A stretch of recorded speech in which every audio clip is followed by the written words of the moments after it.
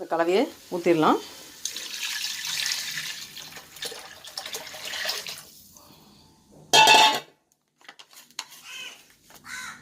கல்லுப்பு, ஏற்கனவே தக்காளி வதக்கும் போது கொஞ்சம் உப்பு போட்டேன்.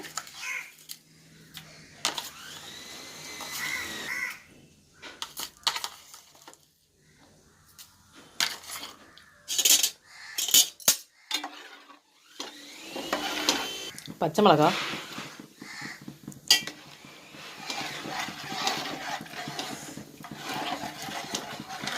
பாறை மீன் தலைக்கறி, பாறை மீன் தலைக்குழம்பு சொல்லலாம். அதுதான் இப்போ குழம்பு ரெடி பண்ணியாச்சு. குழம்பு கொதிச்சோன்னே மீன் தலையை குழம்புல போட்டுடலாம். மீன் தலைன்னு சொல்லி நம்ம நினைக்க வேண்டாம். அதில் சதைப்பகுதி, அந்த குழம்புல ஒரு சதை அவ்வளோ டேஸ்ட்டாக நல்லாயிருக்கும் சாப்பிட்றதுக்கு.